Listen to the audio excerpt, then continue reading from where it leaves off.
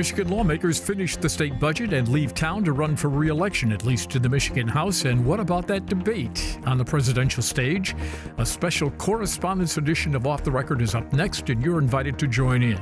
The panel includes Colin Jackson, Beth LeBlanc, Joey Cappalletti, and Bill Ballenger. Sit in with us as we get the inside out. Off the Record. Production of Off the Record is made possible in part by Martin Waymire, a full-service strategic communications agency, partnering with clients through public relations, digital marketing, and public policy engagement. Learn more at martinwaymire.com. And now, this edition of Off the Record with Tim Skubick. Thank you very much. Welcome back to Off the Record, Studio C. Well, the budget is now sort of history. What's the lead story, Beth?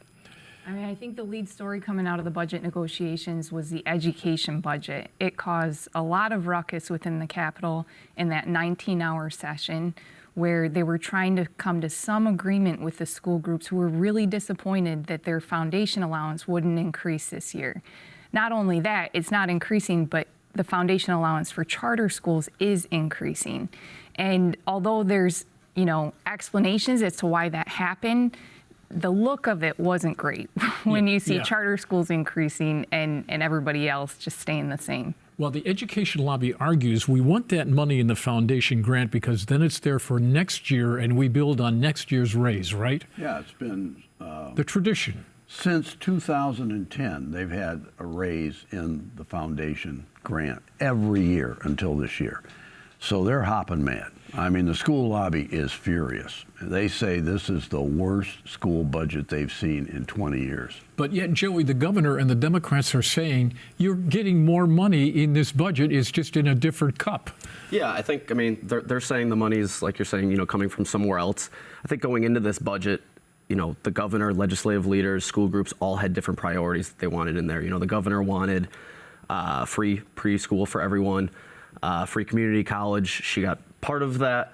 I think there's a lot of anger over the fact that, there was a rate reduction that they're saying is going to, add up to about $600 million in savings, but it's not permanent, which has upset some Democratic lawmakers as well. So I think it's kind of, how you're looking at it, where those savings are coming. Democrats obviously saying there's going to be some extra money in these classrooms still. Yeah, this was one of the things going into it where we knew that the school aid budget was going to be a contentious thing to get both the Democrats on board as well as possibly some Republicans there for immediate effect. And like everyone else had mentioned, that schools are not necessarily happy with this. This is something that we've been discussing, it feels like, for a few weeks now, especially with some of the retirement contributions and everything else coming up during earlier economic development talks over legislation that didn't pass. So knowing that schools and the different funding mechanisms had already been a topic of conversation.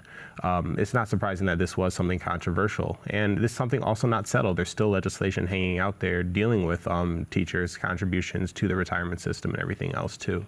It was a fascinating debate because very seldom do you have the MEA and the governor on the opposite side when you've got a D. Am I not right there? Yeah, that part of it, I think we've seen for about for 2023, at least, there was a lot of unity on the Democratic side. A lot of these groups, everyone was on the same side. And now I think you're seeing a little bit of a split. I think partially, with past budget, there were still these pandemic, fueled large amount of dollars. And so kind of for the first time, in a few years, they're having to button down a little bit, make some savings. Obviously, this budget was only $1 billion more than last year's budget, which is different. I think the last one was about, a $5 or $6 billion increase. So I think there's just, there's not the same amount of money, and you're seeing kind of, everyone have their own priorities and things they want in there, and there's just not, the surge in funds anymore. And Tim, I think the upset over this budget is not done after they pass the budget. There's some residual effect here. The MEA is asking for a supplemental to push more money towards schools. The House Democratic Caucus is very divided right now about how everything went down with the passage of this budget and the fact that there isn't a permanent MIPSR solution out there, even though they felt the teacher retirement piece. Yes, yep. and House Democrats felt that they were going to get a permanent solution, and it didn't materialize, and they didn't realize it didn't materialize until after session concluded. So there's a lot of upset still there. It's a very partisan vote as well. All the Republicans opposed it. They sat and watched. Both chambers, the Democrats got with their bare majorities in the House and Senate got it through. But as you pointed out, they are very divided. And frankly, if I were Democrats running in some of these swing or marginal districts that can determine control of the legislature next year, I'd be very nervous about having to run on this school budget because there's a lot of anger. Because there's a lot of anger out there. But they'll just go home and say, look, we gave them between $300 and $500 more than they had before. What are they crying about? No foundation grant increase. Oh, the guy at home doesn't know what a foundation grant. They think it has to do with something you wear around your waist. The school people in these individual districts, they will let everybody know what's happening. The schools will know. I just think was a really bad school budget. As I said, the school lobby says it's the worst they've seen in 20 years. They said it's a rare thing when you get management and labor on the same side in the school lobby, and we all were disappointed in what we ended up with. I think to that point, though, as well, like, you know, the constituents maybe don't know exactly, you know, what's in it, you know, the details. But when you have these school groups, MEA, you know, coming out critically, those are the things, you know, that people are that's going to be the takeaway, is that school groups, you know, whether they oppose it or they're critical of it, that's what they're going to hear. And I think, you know, as he's saying, that's going to be difficult to go back to these districts and explain. I mean, schools are something I think that people don't want really messed with. You know, they want funding there. Well, so to that point, Representative Sarah Leitner, who's the House Minority Vice Chair in the Appropriations Committee in the House, she said something that stuck with me after all the votes happened, and that's elections have consequences. We heard that a lot from Democrats talking about Republicans, and especially in the national politics with the overturn of Roe v. Wade. But hearing a Republican use that to talk about what happened with the education budget and saying that this is a consequence of Democratic leadership, I think that's something that Democrats don't want out there as a message. This obviously is an election year budget for the House members, so there was a bunch of pork in here, Billy. But my question is, how can Republicans sit there and not vote on pork coming back to your district? Because they didn't get much of the pork. They were mainly in Democratic districts in the metropolitan Detroit area. Northern Michigan, those legislators are furious. Back to the school aid bill. Those districts up there are getting screwed by the school aid bill. So anyway, it was easy for Republicans to oppose the pork in this bill. Did you like any of the pork? Well, I mean, on that point, I think Representative John Roth put out a statement saying there were only 12 projects in northern Michigan. There were more than 200 projects total. So I think that is a little bit revelatory about where the money was going. You know, everybody always takes issue with the word pork, right? Because they see it as an earmark, as an investment in their community. Trust me, I've heard it all. Enhancement grants. Yes, I love that. yes. Enhancement grants. It feels so warm and fuzzy, you know? They've we're come going up to with enhance. a lot of good names over the years for that. You know, there was a lot in there. We're still combing through it. You know, sometimes it takes months to figure out all the pork that is in there. There was a lot for sporting facilities, big sports complex in West Michigan, in other parts of the state, in Shelby Township, I believe one was. Lansing, the Lugnuts got some money. Yeah, so I guess it's, you know, all in the eye of the beholder, or in the eye of the taxpayer in this sense. I mean, are you happy where that money is going? I guess they'll figure out at the ballot box. The Speaker gets pretty good marks for holding his 56 votes, because as the march up to this final vote, there was all sorts of stuff going on. Sub Rosa, the progressives are going to walk, you know, blah, blah, but he pulled it together. Yeah, I mean, and that's a little bit, I think you do have to give Democrats some credit, because I think, you know, journalists obviously talk, and we're, you know, is this going to pass? You know, we're going to have to come back later. And as they have over the last, you know, 18 months they've been in power, they got the votes. And it, you know, took until 4 or 5 a.m., but you know, he pulled them together, and you know, the Speaker got the votes. So I think there is some credit that even though there was division, at the end they got the budget passed. So the debate last night. Yes, I mean, this is something where I think there was a lot of anticipation going into it, what's going to happen. The themes of the debate were kind of laid out in front of us, you know, Trump coming in fresh off a felony conviction and going in, what's going to happen there ahead of his sentencing. Meanwhile, President Biden, his age was a giant question. How is he going to hold up? This is going to be a long debate for him just to be talking one-on-one without an audience, without interruptions against former President Donald Trump. And I think if you're a Democrat, you're probably not coming away feeling the most optimistic. There was a few moments early on where Biden stumbled. He seemed to find his way at various points of it, but then the debate kind of just got weird, for lack of a better way of putting it. So, I mean, I don't necessarily know if any votes were changed. I don't think that Democrats convinced anyone to vote for Biden after this debate. It was a train wreck for Joe Biden. I mean, let's just state it baldly. It was a disaster for him. And you've got national Democrats worried sick and hand-wringing and talk about getting him off the ticket. I mean, and that has resurfaced. So, you know, the Republicans are doing a victory lap. They think they really scored big. Yes, you can pick apart a lot of the stuff that Trump said. No question. He dodged questions, wouldn't give an answer. Obviously, the usual hyperbole with Trump and the name calling from both sides, how each one is the worst president in history or the best president in history. And both were liars. And maybe both were liars. I think maybe we just take that out of it. They were both liars on that subject. So, I mean, it overall, Joe Biden had one thing to prove last night, that he's not a doddering old man and that he's capable of doing the job, and he didn't do that. It was a big step backward for him. The Democrats are saying we fact-checked and Donald Trump is not telling the truth.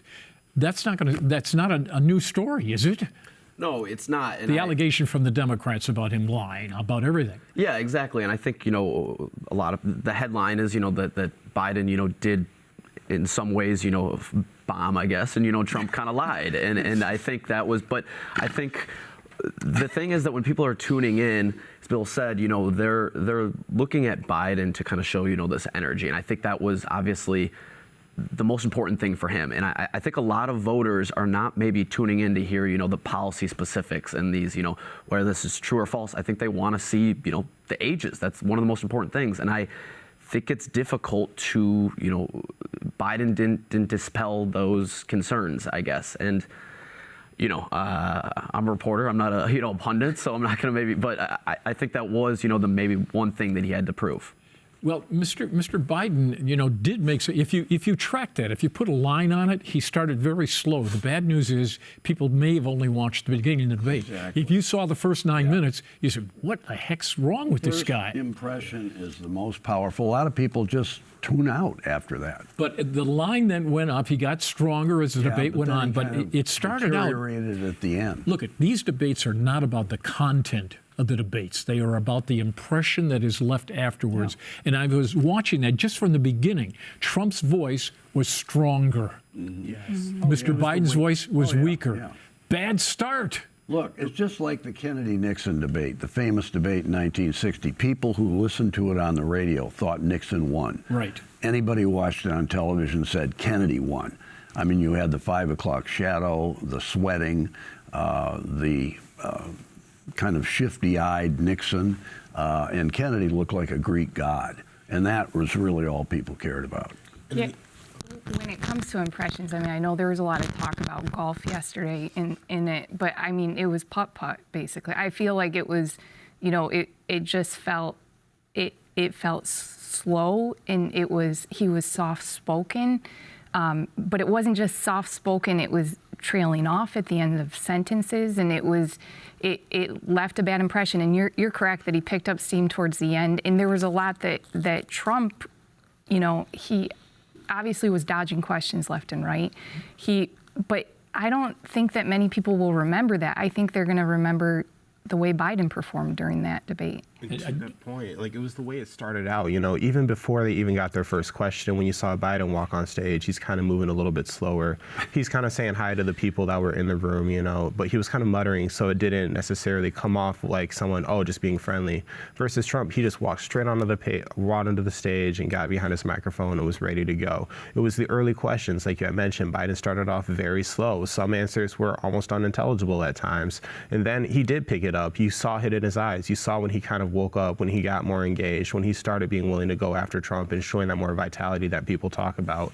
The problem was it happened in flashes. It didn't happen consistently over the course of the entire debate. There was one of the national reporters last night said there was a congressional group that was group watching, okay? And at that early moment in the beginning of the debate where he simply lost his trend of thought, that was a mic drop moment. Right. And everybody knew, oof, we're in trouble here. And that's what's been replayed repeatedly on radio and TV this morning, last night after the debate. You know, it's almost the post-debate discussion between the pundits and the nattering class that's as important as the debate itself. And if they keep replicating these little incidents and show exactly what happened last night and who was talking and how they did it, that can have a powerful impact on the electorate as well. So does this debate have a half-life or does it have a full life? Does this continue on for weeks on end? It's going to continue at least until the September debate, if it happens. If there is one. If there is one, yeah. All right, what's the scuttlebutt in town about people running for president other than Mr. Biden? You're smiling. Well, I think there's two things. I'll comment on that. But first of all, I think one of the other takeaways in Michigan from that debate is how this might impact other races, because the top of the ticket is going to have an impact on the congressional races. We obviously have a huge Senate race, and then we have some House races. I think one of the interesting things about the Senate race is that Alyssa Slotkin, who's the favorite to win the Democratic nomination, she has ran kind of her own campaign in a sense. She's has enough money where she can kind of run, to the side of Biden a little bit. She doesn't have to, show up on stage with him and do these campaign events. Some of these other House candidates, I think the top of the ticket is going to have an impact on their race. But to your second question, I think if you go on Twitter, if you go on these things, Whitmer's name is obviously mentioned Governor Whitmer's name is obviously mentioned as, a potential, could she step in? I think that is a little bit of a Democratic dream. I think, if you go to other states at this point, 4 months out, if you talk to a voter, in Michigan, people know who Gretchen Whitmer is. I don't know if someone, in Virginia knows who she is. If they do, they don't know about her platform. So I don't know if that's a realistic thing at this time. And there last night was the governor of California. He was everywhere, wasn't he? Well, that's the thing. To that point, though, every time I've opened up X, formerly known as Twitter, I see some sponsored ad by Gavin Newsom, some sponsored message talking about him. Lately, for the first time this past week when I opened it up, I saw some sponsored messages from Governor Whitmer as well. So I wonder what that's kind of playing into getting that name ID up, like you mentioned. Well, what about good old Kamala Harris? What's going to happen to her? You're going to have an all-female ticket for the Democrats? Push Joe into the closet and 2 females? Well, go ahead. I don't think the governor will run as a vice president candidate. But I will say that the release of her book is well-timed, it appears. She had no idea. She had no idea the timing would be so good unless she looked at the calendar. Has she reacted to this debate? Have we picked up anything? I haven't seen anything. There were some, comments I think on X, formerly Twitter, but I don't think I haven't really seen any statement or broad. I'm sure she'll come out, today. She's his campaign co-chair, so I would imagine she'll have to come out with something. Look, the no, standard. She doesn't. No, yes, she does. Okay. She'll be pushed to make some Not kind if of a you can't comment. find her. No. You ever try to push a governor when you can't find him? Tim, you are better at finding these people than anybody. Yes, but I'm not Sherlock Holmes, okay? When it comes to news gathering, I think you are. And I know you're going to find her, you're going to get a comment, or somebody else did. But look, the standard Democratic response to the debate last night, the best face they can put on it is that Trump lied, that he just misstated facts. And it doesn't matter. Yeah.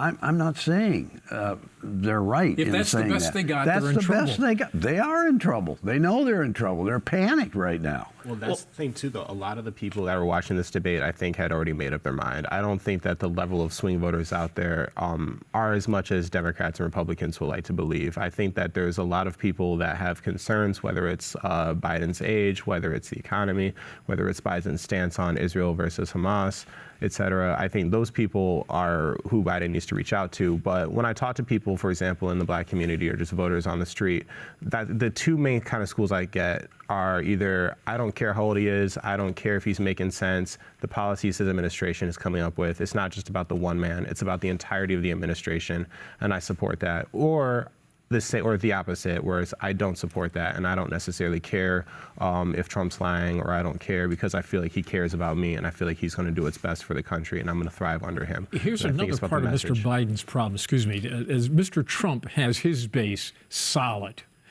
Mr. Biden's base is wobbly. Well, that's just it. When we talk about this fairly they're with small... him. Don't make a mistake, they're with them, but they're not in the numbers that they need to be. And what the two parties say all along, it's a turnout election. So if you drive down enthusiasm for your standard bearer, what does that do for turning out the vote? It doesn't help. In fact, it hurts. So that's the problem. Remember, the mushy middle independent voters may be few and far between compared to the bases of the two parties. But you've got a 1%, 2%, 3% swing at deciding who's going to win. That's all that you need if you can just get a substantial portion of that. To your point, though, Biden's base in Michigan, at least, is bigger. I think he won by 3 percentage points. You see the Democratic base. I mean, Governor Whitmer won by 11 percentage points.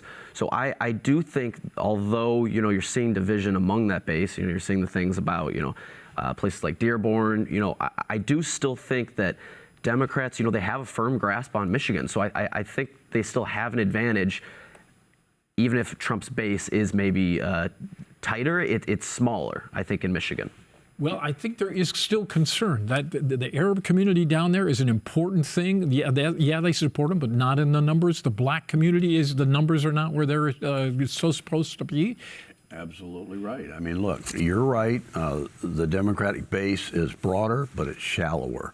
And the union vote. Let's not forget about the union vote. Well, and the union vote is shifting more and more to the Republicans up in Trump country, counties like Saginaw, Genesee, getting more and more Republican, conservative, blue-collar voters don't like what they see in the Democratic Party. But look, beyond that, again, it gets back to the performance of the standard bearer, Joe Biden, and if he doesn't inspire his people to turn out, that's what hurts. You can have a very broad party base, but if they don't get out and vote for whatever reason, and Joe Biden gave them a reason not to vote last night, it's not going to help you. Perhaps the line of the night came during the debate of who had the best handicap on the golf course, and Mr. Trump says, let's not act like children. Yeah, I thought that was a line. That was a tremendous line. Let's not act like children, Joe. Trump, let's be adults here, right? Trump the peacemaker, trying to calm the waters. Reaching out in a human way to, let's not act like children. Yeah, I know. Yeah, that was hilarious. Yeah. All right. What was anything hilarious about the FOIA legislation moving from the sublime to the ridiculous? I mean, if I'm being pessimistic, if on one side, I don't want to take away the achievement of it passing the Senate. This is the first time since this legislation has been introduced that it has gotten out of the Senate. Mike Shirkey, okay? That's all you have to do. Right. But then in the House, what's going to happen? If you look at the House Oversight Committee's voting record, they haven't voted on any bills, not a single piece of legislation. Committee. No, they've held one hearing on bills, 2 bills in a package that the Democrats had announced that had a lot of fanfare about. Only 2 bills in that package got a hearing. It was one hearing, and that is it. And I'll be very surprised if we get another hearing before Election Day. All right, so this was on the governor's office and the legislative branch. There were a lot of exemptions in there, some understandable. We don't want to release information if there's a criminal investigation going on. But is this going to resonate? I think it's been described as being able to drive a truck through it in terms of loopholes in the law. Yeah. A big truck or just a little one? I don't know. It depends on your perspective there. But what Colin said is correct, that it is a huge achievement, right? It hasn't gotten through the Senate in ever, I think. And it was a huge moment for the Senate to get it through. It is a step forward. But, there are significant exemptions in terms of communications with constituents, right? That those are exempt. And for the life of me, I don't understand why. If I were to FOIA a mayor or a city council member who had a public email, I would be able to get their communication with constituents. I don't understand why state lawmakers would be exempt in that sense, or even the governor. But it is a step forward. We will be getting more information than we did before, or arguably under the law we should be able to. Kudos to Mr. McBroom and Mr. Moss. I mean, these guys have been working on this thing longer than many of us have been alive, and it was an accomplishment. But you're right. The future in the House is iffy. Why? What do they have against sharing information with reporters? The House has passed this before many times. It's always Didn't the they get Senate. 100 votes for that? Yeah. It's the Senate that has been the stumbling block, and now all of a sudden the Senate is initiating this, unless the legislators have a cynical deal. Can we imagine that? Between the two chambers, okay, Senate, you go this time, and we'll stop it in the House. You know, if we start it... That's not how it works, is it? Yes, it is. It is, okay. Yeah, you know that. I mean, I don't even think we know if really the House is going to be back this year, you know, seriously. They have to start, you know, campaigning. We've got a long summer break. We don't really know what's going to happen in November, if Democrats are, you know, going to maintain the majority or retain the majority, or if, you know, Republicans are getting it. So I'm a little bit with Colin, and I'm pretty pessimistic that, you know, I don't know if this is just symbolic. I think we all agree, you know, give them kudos, but at the same time, will the House be back? Will they vote on this? Will the governor sign it? There's just still so many questions. I feel more optimistic about it in terms of the House. for you. I feel like they have passed it before on a bipartisan basis when it had even stricter rules in terms of what would be subject to FOIA. So I do think they'll get it through. Where I think there might be, things might get snarled a little bit, is if they try to make changes to it. Any kind of detailed change is problematic in the House when they're trying to get Remember, something the through. House voted 100 votes because why? They knew it was going to die in the Senate. Exactly. Right? That's called a free All right. They're telling me we got to say goodnight or good day or whatever it is. Okay. Thank you all for showing up. More Off the Record right here next week. See you then.